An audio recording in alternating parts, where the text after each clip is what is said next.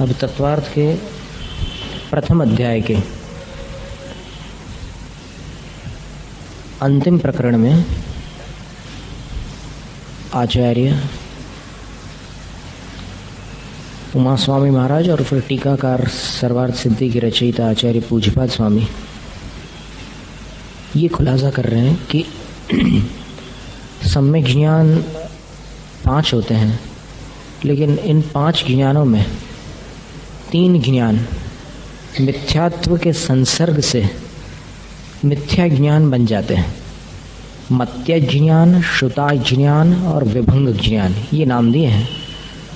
वर्तमान में बोला जाता है कुमति, कुश्रुत और कुअवधि भी बोलते हैं, क्योंकि 30वें सूत्र में 30 नंबर का जो सूत्र है उसमें ये स्पष्ट कर दिया था कि सम्यक ज्ञान एक साथ एक जीव में कितने हो सकते हैं। तो वो ज्ञानावरण क्षयोपशम की अपेक्षा से कथन था कि एक साथ 4 हो सकते हैं। गणधर देव 4 ज्ञान के धारी होते हैं, तीर्थंकर भी दीक्षा के उपरांत 4 ज्ञान के धारक हो जाते हैं। लेकिन ज्ञान का जब वो प्रयोग करेंगे तो उस काल में एक ही ज्ञान होगा। उपयोग रूप एक ज्ञान होता है और लब्धि रूप बाकी जो ज्ञान उपयोग रूप नहीं है वो रहेंगे। जैसे श्रुत ज्ञान में जा रहे हैं कोई मुनि, तो फिर मति ज्ञान, अवधि ज्ञान और मनः परे ज्ञान लब्धि रूप रहेंगे। ये सर्वत्र लागू कर सकते हैं।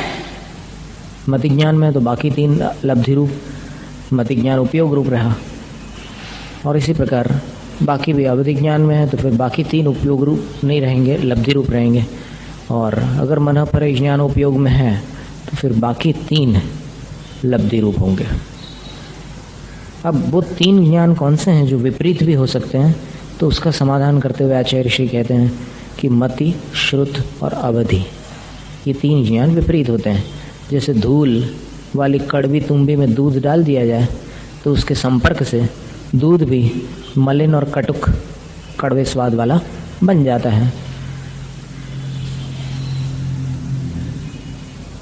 फिर इसमें एक शंका की थी कि सम्यक दृष्टि और मिथ्या दृष्टि दोनों ही सांप को सांप समझते हैं, रस्सी को रस्सी जानते हैं। फिर विपरीतता कहाँ रही? आप मिथ्या दृष्टि के ज्ञान को कुमति अथवा मत्य ज्ञान कह रहे हैं और सम्यक दृष्टि के ज्ञान को मति ज्ञान कह रहे हैं, अभिनिबोधिक ज्ञान कह रहे हैं। तो जब दोनों एक जैसा ही जान रहे हैं तो फिर फर्क कहाँ रहा? उसी प्रकार श्रुत ज्ञान से जैसे सम्यक दृष्टि रूपाधिक को जानता है, उसमें चिंतन करता है, देखता है, मनन करता है, उसी प्रकार मिथ्या दृष्टि भी वैसा ही कर लेता है। तो उसके लिए उत्तर देते हुए अगला सूत्र कह रहे हैं अवधि ज्ञान के साथ भी वही बात है। जैसे सम्यक दृष्टि अवधि ज्ञान से पदार्थों को जानता है, रूपी पदार्थों को, वैसे मिथ्या दृष्टि विभंग ज्ञान से जान लेता है। तो इन दोनों ज्ञान में फर्क क्या रहा? उसके लिए 32वां सूत्र था सदसतो रविशेषाद्य दृक्षोपलब्धिरुन्मत्तवत्। सत और असत माने विद्यमान और असत यानी अविद्यमान, इन दोनों में अविशेषात समान रूप से यदृक्षोपलब्धि है, मनमाने ढंग से जानने के कारण उन्मत्तवत्, वो जो मिथ्या ज्ञान होता है वो उन्मत्तवत पागल के समान सम्यक की श्रेणी में नहीं गिना जा सकता। फिर उसका खुलासा भी किया है। दृष्टांत दिए यथा, जिस प्रकार पित्तोदय आकुलित बुद्धिर, पित्त के उदय से आकुलित बुद्धि वाला, पित्त जब भड़क जाता है किसी का तो मातरम भार्येति भार्याम अपि मातेति मन्यन्ते, माँ को पत्नी और पत्नी को माँ समझ लेता है। यदृच्छ और मनमाने ढंग से यदापि मातरम मातेवेति भार्यामपि भार्येवेति च तदापि न तत्सम्यक ज्ञानम, और फिर कभी वो माँ को माँ ही कह दे, जान ले, और पत्नी को पत्नी भी जाने, तो भी चूंकि पित्त का प्रकोप है इसलिए उसके जानने का कोई निश्चित ठिकाना नहीं है। वो अभी जैसे माँ को माँ जान रहा है, लेकिन अगले ही क्षण क्या होगा कोई भरोसा नहीं, क्योंकि पित्त का प्रकोप चल रहा है। एवं मत्यादि नाम अपनी रूपादिशु विपर्यो वेदितव्य है। इसी तरह मति आदि जो 3 ज्ञान हैं इनका भी रूपाधिक के विषय में विपर्य जान लेना चाहिए। तथा ही वो इस प्रकार है, कश्चिन मिथ्या दर्शन परिणाम आत्मनि अवस्थित है। कोई मिथ्या दर्शन का जो परिणाम आत्मा में अवस्थित है, रूपाद्य उपलब्धौ सत्याम अपि, रूपादिक की उपलब्धि होने पर भी कारण विपर्यासम भेदाभेद विपर्यासम स्वरूप विपर्यासम च जनयति। वो मिथ्या दर्शन का जो परिणाम होता है आत्मा में, वो 3 प्रकार के विपर्यास को जन्म देता है। कारण विपर्यास को, भेदाभेद विपर्यास को और स्वरूप विपर्यास को। यहाँ तक अपन ने पढ़ा था, तो वो तो एक प्रकार से विषय ताज़ा हो जाए एक दिन की छुट्टी के बाद, इसलिए हमने इसको थोड़ा सा झलक के रूप में दोहरा दिया। अब इसका खुलासा क्या है कि ये विपरीतता जो उत्पन्न हो रही है मति आदि ज्ञानों में, उसमें कह दिया कि कारण विपर्यास होता है। एक कारण संबंधी विपरीतता आ जाती है उस ज्ञान में। मिथ्या दर्शन के कारण है ना, मिथ्या दर्शन के उदय से कारण के बारे में कुछ विपरीत निर्णय हो जाता है। विपर्यास का मतलब क्या है? विपरीतता आ जाती है। और भेदाभेद विपर्यासम, भेदाभेद संबंधी विपर्यास भी होता है, स्वरूप विपर्यास भी हो जाता है। इनको वो मिथ्यात्व उत्पन्न कर देता है ज्ञान में। उसका खुलासा आगे देखिए, कारण विपर्यास तावत, उनमें कारण विपर्यास इस प्रकार है। रूपादीनाम एकम कारणम अमूर्तम नित्यमित केचित कल्पयन्ति। कुछ ऐसे अन्य मत के लोग हैं जो ऐसा मानते हैं कि रूपादिक जो भी हैं उनका एक कारण कोई अमूर्त और नित्य पदार्थ है, यानी उस अमूर्त और नित्य पदार्थ के प्रभाव से ये रूप आदि सब दिखाई देते हैं। जैसे ये बात स्पष्ट आपको समझ में आ रही होगी, अभी नाम तो नहीं लिया, लेकिन ऐसा मानना होता ही है लोगों का कि ईश्वर जो है अरूपी है, लेकिन उसी के कारण ये दुनिया में सारे रूप अपन देख रहे हैं, और ये सारे रूपों का निर्माण भी उस अरूपी से हुआ है। आ गया ना समझ में? ये उसका दृष्टांत है।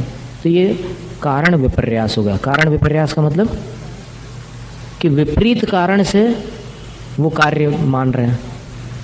रूपी का कार्य रूपी होता है, अरूपी का कार्य अरूपी होता है, लेकिन उन्होंने क्या माना? रूपी का कार्य अरूपी को मान लिया, तो ये कारण की विपरीतता हो गई।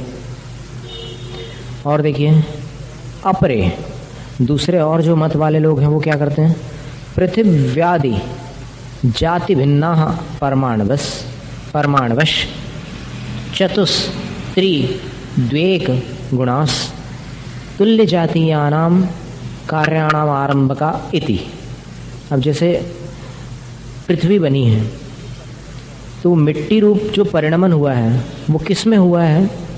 तो उनका मत ये है कि पृथिव्यादि जाति भिन्ना परमाणव, वो पृथ्वी आदि की जाति वाले पृथक पृथक परमाणु हैं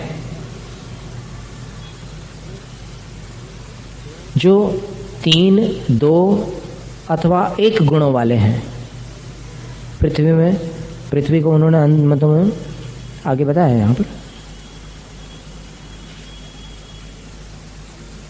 अन्य वर्णयन्ति, वो अन्य और दूसरे मतों की बात कर रहे हैं, लेकिन यहाँ पर ऐसा माना है उन्होंने कि 3 गुण वाला एक परमाणु होता है, 2 गुण वाले एक परमाणु होते हैं, 1 गुण वाले परमाणु भी होते हैं। पृथ्वी को गंधवती माना है, माने पृथ्वी जो होती है खुशबू वाली होती है, बारिश गिरती है तो आती है ना खुशबू। और हवा जो होती है उसमें भी कुछ अलग स्पर्श गुण माना है। और इसी प्रकार उन्होंने मतलब विभाजित कर दिए हैं कि ऐसे निश्चित जाति के परमाणु होते हैं, उन्हीं से ये सब काम होते हैं। अन्य वर्णयन्ति, और दूसरे अन्य मत वाले जो हैं वो क्या वर्णन करते हैं? पृथिव्यादीनि चत्वारि भूतानि, पृथ्वी, जल, अग्नि, वायु, ये 4 भूत हैं।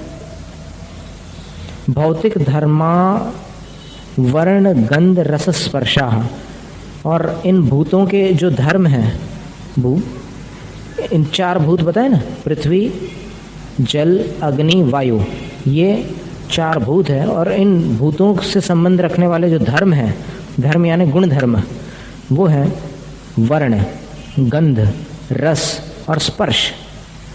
एतेषां समुदायो, इनका समूह रूप परमाणु रष्टक इत्यादि, रूप परमाणु नाम का कुछ होता है और अष्टक यानी 8 प्रकार का होता है। इस प्रकार उन्होंने कारण के बारे में ऐसे विपरीत निर्णय किया हुआ है, क्योंकि इनके जो प्रणेता थे, उस मत के जो प्ररूपक थे, उन्होंने ऐसी बात बता दी जैसा भी उन्होंने चिंतन किया होगा, क्योंकि बिना चिंतन के कोई भी व्यक्ति कोई भी बात नहीं करेगा। उनने जैसा चिंतन किया, उनको ऐसा लगा कि ये पृथ्वी की जाति के अलग परमाणु होते होंगे, जल की जाति के अलग होते होंगे, क्योंकि वो पर्याय उनकी अलग अलग दिख रही ना। पृथ्वी की अलग पर्याय है, जल की अलग पर्याय है, अग्नि की अलग है, वायु की अलग है। तो उन्होंने उस आधार पर अनुमान लगा करके ऐसा प्ररूपित कर दिया कि ऐसे विशेष परमाणु ही होते हैं। परमाणु शब्द केवल जैन दर्शन में नहीं है, अन्य मतों में भी है। तो ऐसे विशिष्ट परमाणु ही होते हैं जो इस प्रकार से परिणमन करते हैं। तो बोले कि रूप परमाणु अष्टक का, इस प्रकार इनका जो समूह होता है वो रूप परमाणु कहलाता, और वो अष्टक रूप होता है 8 प्रकार का। इतरे वर्णन, और क्या वर्णन करते हैं दूसरे लोग। अब देखो, वर्णन सब एक ही चीज़ का कर रहे हैं, पृथ्वी आदि का, लेकिन वर्णन अलग अलग प्रकार से कर रहे हैं। इसको उन्होंने आचार्य पूज्यपाद स्वामी ने कारण विपर्यास कहा। क्या वर्णन किया दूसरों ने, तो बोले पृथिव्यप तेजो वायवः काठिन्यादि द्रवत्यादि द्रवत्वादि उष्णत्वादि ईरणत्वादि गुणा। बोले पृथ्वी जो है उसमें कठिनता नाम का गुण होता है, और आदि शब्द से और भी खुशबू वगैरह गुण होते हैं उसमें। और जल जो होता है उसमें द्रवत्व, तरलता होती है। पानी जो है तरल पदार्थ है ना वो, और आदि शब्द से और भी उसमें जल में जितने और कोई गुण है वो। फिर अग्नि जो है उसमें उष्णत्वादि, गर्माहट वगैरह होते हैं। और वायु में ईरणत्वादि, ईरण यानी बहना, प्रवाहित होते रहना, चलते रहना। ऐसे गुणों वाले जाति भिन्ना परमाणु, अलग अलग जाति वाले परमाणु हैं। कार्य से आरंभ का, तो वो इस कार्य को यानी पृथ्वी रूप कार्य को, जल रूप कार्य को प्रारंभ करने वाले अलग जाति के परमाणु होते हैं। ये कारण विपर्यास हो गया, यानी किसी कार्य का भलता ही कारण मान लेना, यथार्थ कारण को न जानते हुए, उसका नाम कारण विपर्यास है। क्योंकि कारण संबंधी यहाँ पर विपरीत निर्णय है। भेदाभेद विपर्यास। अब भेदाभेद विपर्यास कौन सी विपरीतता है, तो आचार्य कहते हैं कारणात् कार्यम अर्थांतरभूतमेवेति अनर्थांतरभूतमेवेति च परिकल्पना। 2 प्रकार की मान्यता है भेदाभेद विपर्यास के बारे में, कि कारण से कार्य अलग ही होता है, और कोई ये मानते हैं कि कारण से कार्य अलग नहीं होता, कभी नहीं होता अलग। लेकिन ये दोनों मान्यताएं विपरीत हैं, क्योंकि जैसे पहली मान्यता क्या है कि कारण से कार्य एक ही द्रव्य में होता है, एक ही द्रव्य में कारण होता है, एक ही द्रव्य में कार्य होता है। ऐसा अगर मानते हैं, इसको विपर्यास कहा है। इसका मतलब ये हुआ है कि जो उपादान को ही कारण मानता है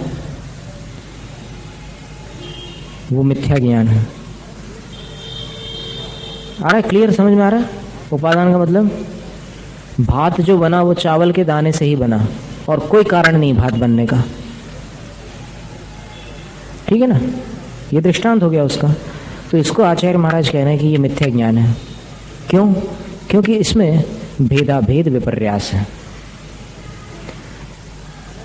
और दूसरा अनर्थांतरभूतमेवेति। अच्छा नहीं, पहला वाला अर्थांतरभूत, दूसरा वाला अनर्थांतरभूत। तो दूसरे वाले में उपादान को ही कारण मानना हो गया, और पहले वाले में निमित्त को ही कारण मानना, उपादान कुछ नहीं मानना। दोनों ही मिथ्या ज्ञान है। जो निमित्त को ही सब कुछ मानते हैं उनका ज्ञान भी मिथ्या ज्ञान है, और जो उपादान को सब कुछ मानते हैं, निमित्त को मानते ही नहीं, उनका भी ज्ञान मिथ्या ज्ञान है। भेदाभेद विपर्यास। भेद का मतलब कारण और कार्य में भेद, और अभेद का मतलब कारण और कार्य में अभेद। तो एक ही चीज हो गई कारण, और उसी चीज में होगा कार्य। पर जैन दर्शन की मान्यता क्या है कि कथनचित निमित्त सापेक्ष कार्य और कथनचित उपादान सापेक्ष है। इन दोनों के तालमेल से कार्य होता है, एक अकेले से नहीं होता। तो ये बहुत महत्वपूर्ण पंक्ति है। बहुत वर्षों बाद स्वाध्याय हो रहा है सरवार सिद्धि का। 7 साल पहले हमने स्वाध्याय किया था, और उसके पहले 8 साल पहले किया था, उसके पहले 5 साल पहले आचार्य ने पढ़ाई थी सरवार सिद्धि 86 में, 4 साल पहले। 86 के बाद 90 में, फिर 90 के बाद फिर 98 में, और फिर अभी पढ़ रहे हैं अपन। तो इसमें ये बात बहुत अच्छी है, ख्याल में रखने की है कि जो केवल निमित्त को ही कारण मानता है वो भी भेदा भेद विपर्यास में है। मतलब इसको अपन ऐसा कर लो, भेद विपर्यास हो गया उसको, कि भिन्न वस्तु ही कारण है, वो कारण और कार्य भिन्न ही होते हैं, ये भेद विपर्यास। और अभेद विपर्यास मतलब कारण और कार्य अभिन्न ही होते हैं, ये उपादान का एकांत हो गया। तो इन दोनों को विपर्यास कहा है, मिथ्या ज्ञान की श्रेणी में रखा है, क्योंकि मिथ्या दर्शन के उदय से ऐसी विपरीतता ज्ञान में आ जाया करती है। स्वरूप विपर्यासो, स्वरूप विपर्यास क्या वस्तु है? रूपादयो निर्विकल्पाः, रूपादिक जो होते हैं निर्विकल्पाः सन्ति न सन्त्येव वा, विकल्प रहित ही होते हैं अथवा विकल्प रहित होते ही नहीं हैं। वो जो ही लगा दिया ना वहां पर स्वरूप संबंधी विपर्यास आ गया। तदाकार परिणतम विज्ञानमेव, उसके आकार परिणमन करने वाला तो अपना विज्ञान यानी विशिष्ट ज्ञान ही होता है।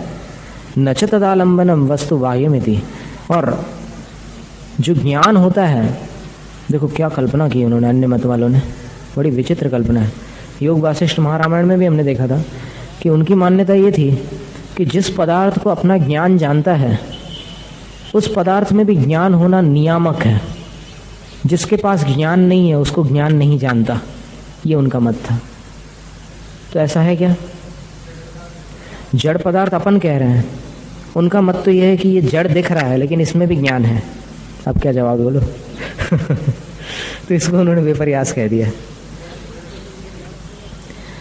अब वो जड़ हो या चेतन हो, लौकिक परिभाषा कुछ भी हो उसकी, लेकिन जिस वस्तु में ज्ञान है उसी को अपन जान सकते हैं। ज्ञान रहित वस्तु का ज्ञान नहीं होता, ये उनका मत है। अब क्या करोगे? तो ऐसे बहुत सारे मत हैं। तो अब ये जो मत यहाँ बतला रहे हैं ना, वो ये बतला रहे हैं कि अपना ज्ञान ही अनेक अनेक आकार रूप परिणत हो जाता है, तो अपने को लगता है कि ये सब कितनी बढ़िया बढ़िया चीज़ें हैं, और उस माया में अपन उलझ जाते हैं। बस उस अज्ञान को दूर करने से अगर ये समझ में आ जाए कि ये सब मेरे ज्ञान का ही सब तमाशा है, तो फिर विवेक जागृत हो जाता है, और फिर उस बंधन से मुक्त होकर, मोह से छूटकर व्यक्ति निर्वाण को प्राप्त करता है। तदाकार परिणतम न च तदालंबनम वस्तु बाह्यमिति, बोले कि जैसे जैन दर्शन में क्या माना कि अपन अगर लाल रंग को जान रहे हैं तो कोई लाल आलंबन वाली कोई वस्तु जरूर होनी चाहिए वहाँ, लेकिन उनका मानना क्या है कि कोई वस्तु नहीं होती। बोले सब अपने ज्ञान में ही सब कल्पित हो जाता है और फिर अपने को सब भ्रम रूप दिखाई देता है।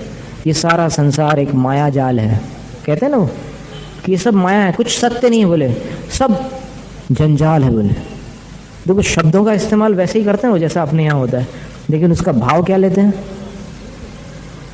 कि सब मिथ्या है, कुछ है ही नहीं। बस ये जिसने समझ लिया कि ये सब झूठा है, झूठा है जग का मेला, मतलब ये जो कुछ भी दिख रहा है वो कुछ भी है ही नहीं, ऐसा जिसने समझ लिया वो ज्ञानी जीव है। बोले अब ऐसी कितनी सारी विचित्र विचित्र मान्यताएं हैं संसार में। एवं अन्यानपि, इस प्रकार और भी दूसरे प्रकार की परिकल्पना भेदान, परिकल्पना के भेदों को, दृष्टेष्ट विरुद्धान, जो प्रत्यक्ष और परोक्ष के विरुद्ध सिद्ध हो रहे हैं, अगर वो सब अपना ज्ञान ही है, जो सारा माया जाल दिख रहा है अपने को, तो फिर कई बाधाएं आ जाएंगी, प्रत्यक्ष और परोक्ष से कई बाधाएं खड़ी हो जाएंगी। फिर 4 लोगों को एक जैसा ज्ञान और फिर 5वें को अलग प्रकार का ज्ञान कैसे होगा? या फिर सारी दुनिया जिस वस्तु को देख रही है, सफ़ेद रंग की कोई वस्तु है, इतने करोड़ों दर्शक देखते हैं, राहुल द्रविड़ को, तो सबको वो राहुल द्रविड़ क्यों दिख रहा है? जब वो अपने ज्ञान की माया है तो फिर सबको वो एक जैसी क्यों दिख रही है? ऐसी प्रत्यक्ष और परोक्ष से बहुत सारी बाधाएं खड़ी हो जाएंगी। हम कभी कभी दृष्टांत ऐसे करंट जो अभी वर्तमान में जो कुछ चल रहा है उसके दे देते हैं ऐसे, ताकि सरलता से वो बात समझ में आ जाए। मिथ्या दर्शन उदयात, इसका कारण क्या है? ऐसी विपरीत मान्यताएं, ऐसे स्वरूप संबंधी विपरीतता को कौन उत्पन्न करने वाला है? तो आचार्य कहते हैं कि मिथ्या दर्शन के उदय से परिकल्पयंती, कल्पयंती, वैसी कल्पना वो लोग कर लेते हैं। तत्र से श्रद्धान उत्पादयंती, और उस कल्पना में उनकी श्रद्धा भी जम जाती है। संतोषी माँ पिक्चर देखने वालों की ऐसी श्रद्धा जम जाती है कि किसी न किसी दिन संतोषी माँ आकर के वहां से उतरेगी और फिर मेरे को ऐसे हाथ करके आशीर्वाद देगी, मेरी सारी विपदा टल जाएगी। श्रद्धान से उत्पादयंती, श्रद्धान भी उत्पन्न कर देते हैं। और ततस्तन मत्य ज्ञानम श्रुता ज्ञानम विभंग ज्ञानम च भवति, उस कारण से वह जो ज्ञान है वो मति अज्ञान, श्रुत अज्ञान और विभंग ज्ञान बन जाता है। सम्यक दर्शनम पुनः, और सम्यक दर्शन तत्वार्थाधिगमे श्रद्धान उत्पादयति, तत्वार्थ को जान लेने के बाद श्रद्धान उत्पन्न कराता है।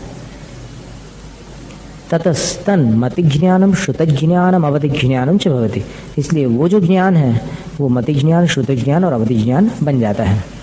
अब कोई कहता है प्रमाणम द्वि प्रकारम वर्णितम, दो प्रकार के प्रमाणों का वर्णन पूर्ण हुआ। प्रमाणिक देशाश्च नयास, प्रमाण के जो हिस्से होते हैं, एक देश होते हैं, उनको नय कहा गया था। कहाँ कहा गया था? प्रमाण नयैरधिगमः, इसकी व्याख्या में। तदनंतर उद्देश्य भाजो निर्देष्टव्या इति अतः आह, बोले कि ये प्रमाण का वर्णन करने के पश्चात नयों के बारे में बतलाना यहाँ पर प्रसंग प्राप्त है, इसलिए उनका निर्देश करना चाहिए, माने नयों की जानकारी भी देनी चाहिए। निर्देश का अर्थ क्या है? 7वें सूत्र में था, किसी के स्वरूप का कथन करना। तत्वार्थ श्रद्धानम सम्यक दर्शन, तो सम्यक दर्शन का स्वरूप आ गया, तत्वार्थों का श्रद्धान सम्यक दर्शन। वैसे यहाँ पर नयों का निर्देश करना चाहिए, मतलब नयों का स्वरूप भी बताना चाहिए।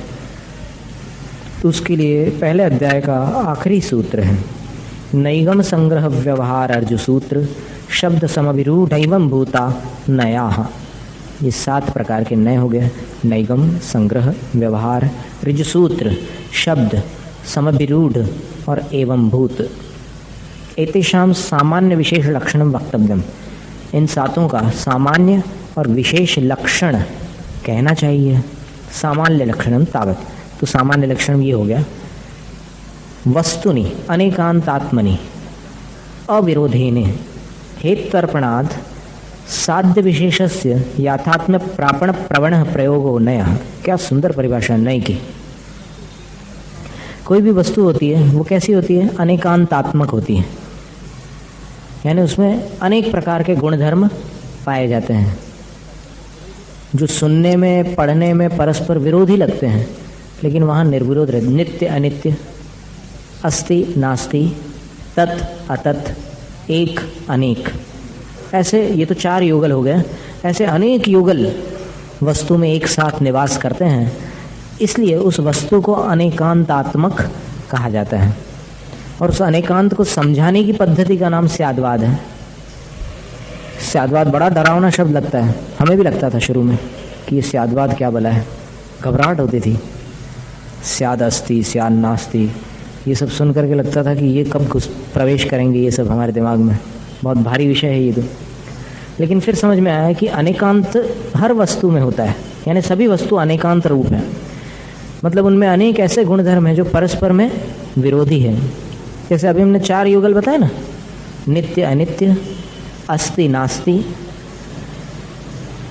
तत् अतत्, एक अनेक, ये 4 मुख्य रूप से समझाने के लिए युगलों को लिया जाता है। इसके अलावा और भी बहुत सारे युगल हैं। समयसार, प्रवचनसार ग्रंथों में आचार्य अमृतचंद स्वामी ने बहुत गहराई में उसका खुलासा किया है। फिर भी वो कहते हैं कि भाई इतना ही समझने के लिए काफ़ी है, ज़्यादा विस्तार नहीं करते। अब वो कह रहे हैं कि विस्तार नहीं करते, मतलब विस्तार कितना होगा, अनुमान लगाओ, तो बड़ा समुद्र है। तो इसमें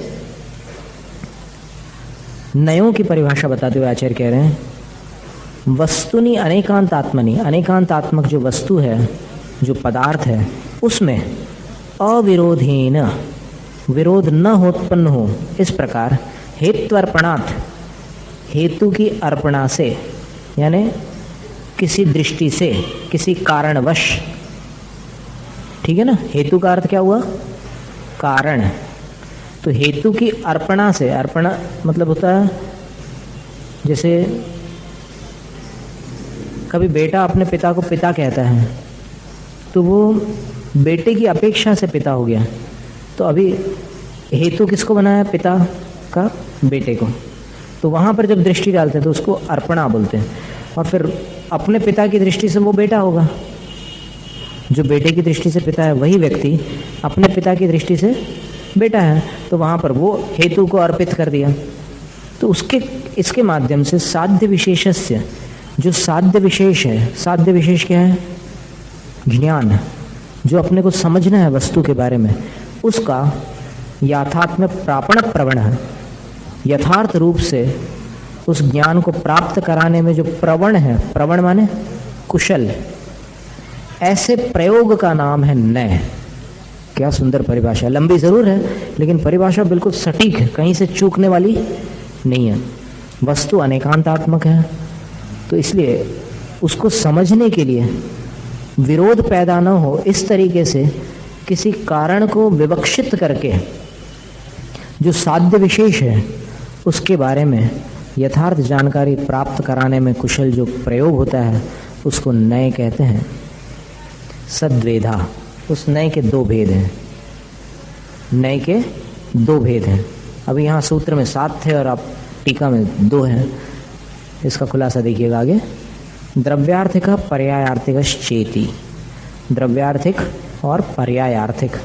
द्रव्यम सामान्य उत्सर्ग अनुवृत्तिरित्यर्थ, द्रव्य कह लो, सामान्य वर्णन कह लो, उत्सर्ग यानी सीधा रास्ता, राजमार्ग कह लो, अनुवृत्ति यानी जो सतत बना रहता है, चलता रहता, हमेशा साथ रहे, उसको अनुवर्तन कहते हैं। ये सब एक अर्थवाची है। तद विषयो द्रव्यार्थिक, वो जिस नय का विषय है, यानी जो नय उस सामान्य को दृष्टि में लाता है, वो द्रव्यार्थिक नय है। नर नारक आदि निगोद आदि पर्यायों से सिद्ध पर्याय तक जो एक जो समान रूप से चला आ रहा है उसको पकड़ने वाला, जीव द्रव्य को पकड़ने वाला जो द्रव्य होगा, जो नय होगा, वो द्रव्यार्थिक नय कहलाएगा। पर्यायो विशेषोपवादो व्यावृत्तिरित्यर्थ, पर्याय का मतलब होता है विशेष यानी भेद, अपवाद, और व्यावृत्ति, व्यावृत्ति का भी अर्थ वही होता है भेद। तद विषय पर्यायार्थिक, उसको विषय करने वाला अथवा वो जिसका विषय है वो पर्यायार्थिक नय होता है। तयोर भेदा नैगम आदय, इन दो नयों के 7 भेद सूत्र में बताए गए। नैगम आदि तेषाम विशेष लक्षण मुच्यते, अब इन 7 के विशेष लक्षण को कहा जाता है।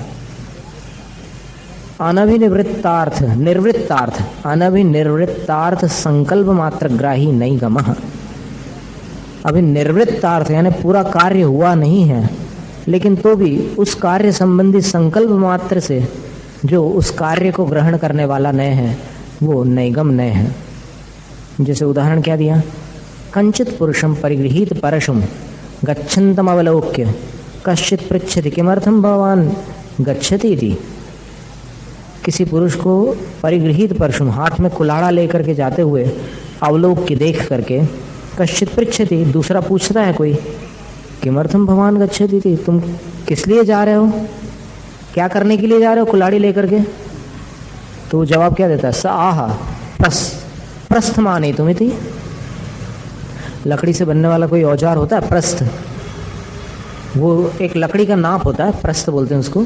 तो उसमें चने वगैरह हैं या फिर कोई और अनाज है, उसको ऐसे निकाल करके दुकान वाले लोग देते हैं। अभी आजकल तो तराजू वगैरह ज़्यादा चलते हैं, लेकिन वो प्रस्थ नाम का एक माप होता है। तो उसको लाने के लिए जा रहा हूँ। जा कहाँ रहा है वो? नासौ तथा प्रस्थ पर्याय सन्निहित। बोले कि वो इस समय तो प्रस्थ पर्याय से सन्निहित नहीं है, माने उसके संपर्क में नहीं है, लेकिन तद अभिनिर्वृत्तये संकल्प मात्रे प्रस्थ व्यवहार, वो अंदर संकल्प कर चुका है कि लकड़ी लाऊंगा और उससे प्रस्थ बनाऊंगा, इसलिए उस संकल्प मात्र से वो कह सकता है कि मैं, काम नहीं हुआ है अभी, लेकिन उस काम को बताते हुए कह सकता है कि मैं ये कर रहा हूं।